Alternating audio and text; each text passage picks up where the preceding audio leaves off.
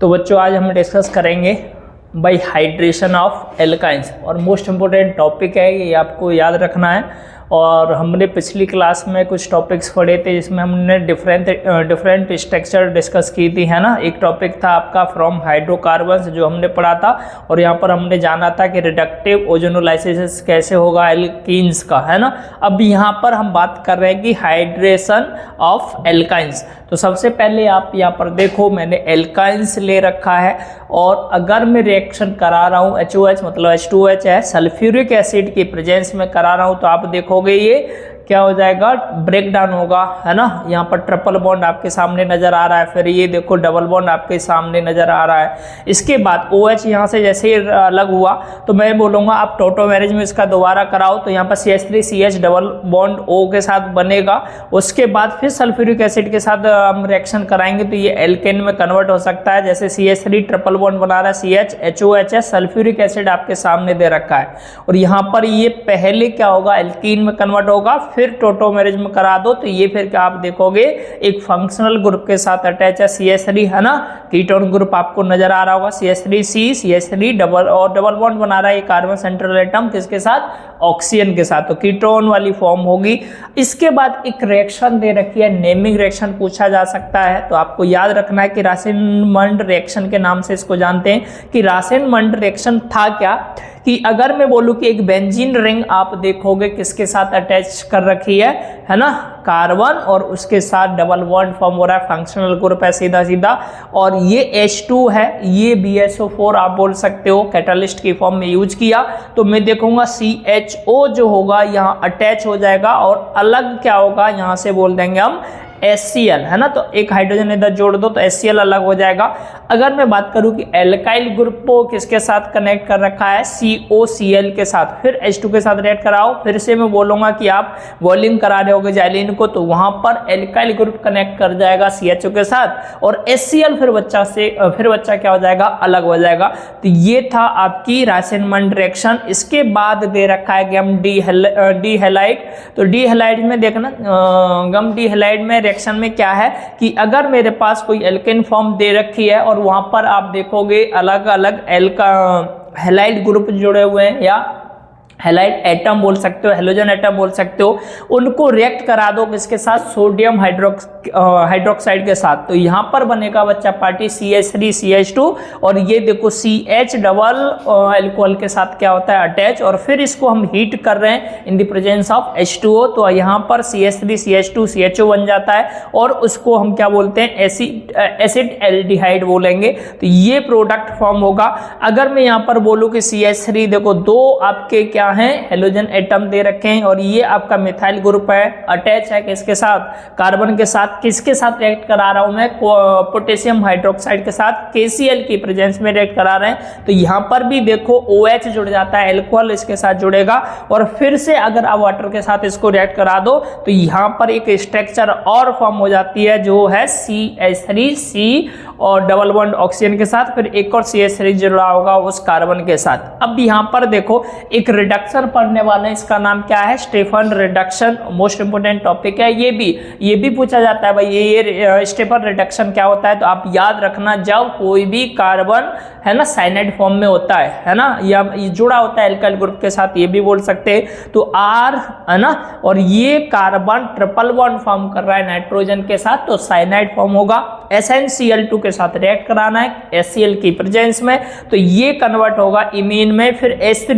Hydronium ions के साथ इसको रिएक्ट कराओ तो एल्डिहाइड फॉर्म बनेगा। और अगर मैं बोलूं कि जैसे एग्जांपल ले लिया, एल्काइल ग्रुप दे रखा है C2H5 और कार्बन नाइट्रोजन के साथ ट्रिपल बॉन्ड फॉर्म करे, फिर से वही कहानी एग्जांपल, मैं यहाँ पर भी वही बोलूंगा कि आपको क्या लेना है, group ethyl group C2H5 CH, और ये देखो बॉन्ड फिर से स्प्लिट हुआ, डबल बॉन्ड NH, है ना, और यहाँ H3O के साथ रिएक्ट करा रहे हैं, तो हमारे पास क्या बन जाता है, C2H5 अलग हो जाता है CHO के साथ बॉन्ड बना के, और अमोनिया यहाँ से अलग हो जाएगा। क्लियर है। अब एक और चीज आपको समझना है कि डाई, है ना, डाइसोब्यूटाइल एल्युमिनियम हाइड्राइड, है ना, या फिर मैं बोलूँ कि यह मैंने जैसे लिख रखा है CH3 का होल ट्वाइस, है ना, CH2 का होल ट्वाइस, AIH या फिर AIH, है ना, ये Br2 के साथ भी, या आप बोल सकते हो इसको हम अटैच करा सकते हैं आप बोल सकते हो DIB, जैसे आपने बोला कि डाई और आप एक हाइड्रोजन अटैच कर दो इसके साथ। सिंपल सी बात है कि आपको क्या लगाना है, हाइड्रोजन लगाना है। एल्काइल ग्रुप भी वहाँ पर रखना है, तो RCN लिया, एल्काइल ग्रुप साइनाइड के साथ अटैच कराया और डाइवल H के साथ इसको रिएक्ट करा रहे हैं हम। यहाँ पर एल्काइल ग्रुप दिख रहा होगा और NH के साथ आप CH को बॉन्ड बनाएंगे, डबल बॉन्ड के साथ जोड़ देंगे और फिर से रिएक्ट करा दो बच्चा किसके साथ, H2O के साथ, हाइड्रोलाइसिस करा रहे हैं तो RCHO अलग मतलब एक प्रोडक्ट फॉर्म कर लेगा और हम लास्ट में बोलेंगे कि NH3 यहाँ पर भी क्या हो जाएगा, अलग। अगर मैं बोलूँ कि जैसे एग्जांपल के तौर पर CH3 CH2 CN लिया और डाइवल H के साथ या H2O के प्रेजेंस में रिएक्ट कराया तो CH3 CH2 CHO फॉर्म कर लेता है। इसके बाद एक रिएक्शन जो आपको पढ़नी है उसका नाम है इटर्ड रिएक्शन, है ना, और ये भी अच्छी इक्वेशन है, अच्छी रिएक्शन है, मतलब आपको एग्जाम में इस तरह के नाम से भी ये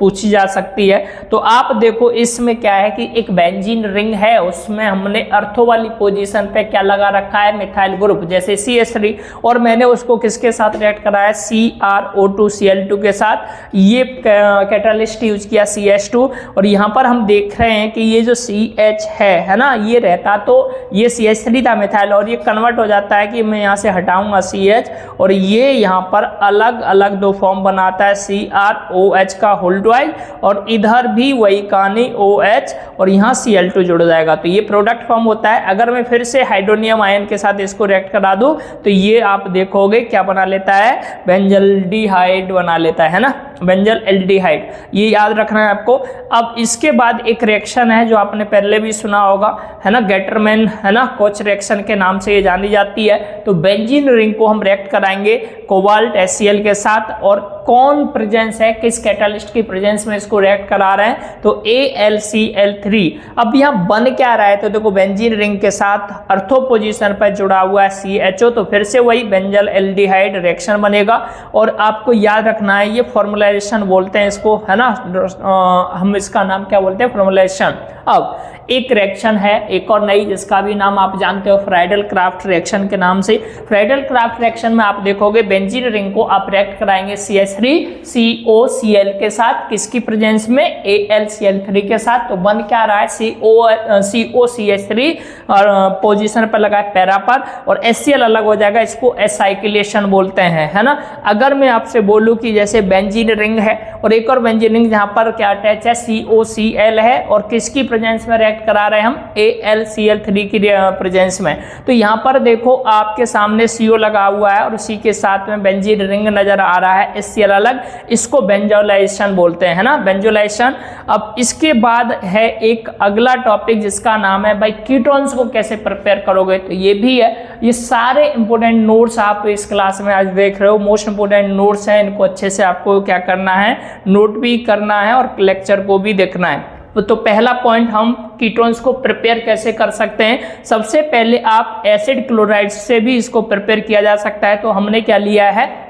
इसाइल क्लोराइड यहाँ पर ले रखा है, उसका ट्रीटमेंट करा रहे हैं किसके साथ, डाई एल्काइल कैल्शियम के साथ, है ना, और ये हमें क्या देगा, कीटोन्स देगा। तो जैसे मैंने एग्जांपल ले रखा है यहाँ पर जनरल रिएक्शन के फॉर्म में मैंने लिखा है कि RMgX, है ना, इसको बैलेंस भी करना है तो 2 लगा रखा है, MgX है आप, और इसको हम CdCl2 के साथ रिएक्ट कराया, ड्राई ईथर की प्रेजेंस में करा रहे हैं, मतलब ये कैटालिस्ट का काम करेगा। R2CD फॉर्म होगा और Mg देखो ये अटैच है किसके साथ, हेलोजन एटम और Cl के साथ। अब यहाँ पर हमने क्या किया, एल्काइल ग्रुप लिया है और ये कीटोन स्ट्रक्चर आप देखो यहाँ पर, है ना, कार्बन के साथ ऑक्सीजन जुड़ा हुआ है, R2CD ड्राई ईथर के साथ रिएक्ट कराया, ये स्ट्रक्चर फॉर्म होगी आपके सामने, ये कीटोन नेचर की क्या होगी स्ट्रक्चर और प्रोडक्ट बनेगा। एग्जाम्पल भी ले सकते हैं इसका। और एक टर्म और दे रखा है कि भाई नाइट्राइल से किस तरह से कीटोन को फॉर्म किया जा सकता है, तो ये रिएक्शन आपके सामने CH6H5 MgBr को रिएक्ट करा दो बच्चा किसके साथ, CH3CH2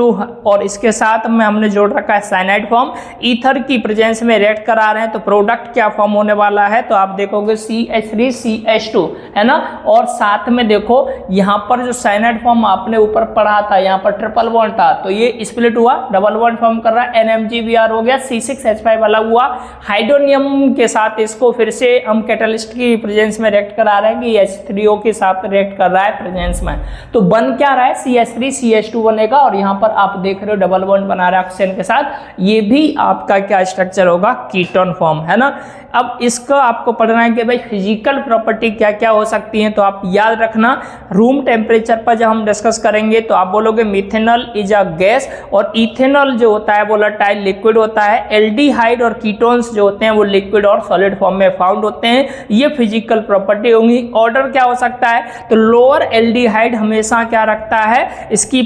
जो पंगेंट ऑर्डर होता है, मतलब इसकी जो स्मेल होती है वो कैसी होती है, पंगेंट टर्म की होती है, तो ये आपको याद रखना। अब यहाँ पर order becomes less pungent and more, है ना, फ्रेग्रेंट होता है। The size of the molecules जो क्या करेगा, इंक्रीज करता है, साइज हमेशा क्या करेंगे, इसका बढ़ता जाता है। दीज आर यूज इन, कहाँ पर इसका यूज कर सकते हैं, तो आपने देखा बहुत सारे यहाँ पर ना, साइज क्यों बढ़ता है उसका भी कारण है कि रिपल्सिव नेचर का फोर्सेस के बीच में क्या करता है, वर्क करता है ना। तो ये इसके पार्टिकल गैसियस फॉर्म में होता है तो वो भी स्प्रेड करता है, तो परफ्यूम में काम देता है, फ्लेवरिंग जितने भी एजेंट बनाए जाते हैं वहाँ पर इसका यूज किया जाता है। बॉइलिंग पॉइंट के बारे में बात करें कि बॉइलिंग पॉइंट ऑफ एल्डिहाइड और जो कीटोन होता है वो हाइयर होता है, किसके कंपैरिजन में, हाइड्रोकार्बन्स एंड ईथर्स। किसके कारण, तो बोलोगे आप स्ट्रॉन्गर डाइपोल इंट्रैक्शन होता है इनके बीच में, लेकिन लोअर जो एल्कोहल होते हैं उनका क्या होता है, लोअर देन एल्कोहल से इनका बॉइलिंग पॉइंट क्या होता है, कम। कि ये किसके कारण होता है, absence of intermolecular H bonding के कारण। कीटोन्स जो होते हैं वो मोर पोलर होते हैं एल्डिहाइड से, है ना, ये भी याद रखना है। Therefore the boiling point of ketones are higher than that of aldehyde, ये पॉइंट आपको अच्छे से आना चाहिए। इसके बाद हम बात करते हैं सॉल्युबिलिटी की, तो सॉल्युबिलिटी क्या है, lower aldehyde and ketones are the miscible with water in all proportion, अच्छे से क्या हो जाते हैं, ये इमर्ज हो जाते हैं due to their ability of hydrogen bond with water. Solubility हमेशा इसकी डिक्रीज करती है जब हम साइज ऑफ एल्काइल ग्रुप क्या करेंगे, बढ़ाएंगे। एल्डिहाइड और जो कीटोन्स होते हैं वो सॉल्युबल होंगे हमेशा ऑर्गेनिक सॉल्वेंट में, जैसे बेंजीन है, ईथर है, और क्या हो सकता है, मेथानॉल हो सकता है, क्लोरोफॉर्म हो सकता है। तो ये इसके क्या थे, एग्जांपल्स। ऐसे ही हम अभी हमने जो डिस्कस किया वो था फिजिकल प्रॉपर्टी, इन सारे सब इनकी जितने भी आपने नाम सुने, चाहे वो कीटोन्स हो चाहे वो एल्डिहाइड हो। अब हम केमिकल प्रॉपर्टी पढ़ने वाले हैं, वो पढ़ेंगे हम अगली क्लास में। आज के लिए इतना ही, नेक्स्ट टाइम।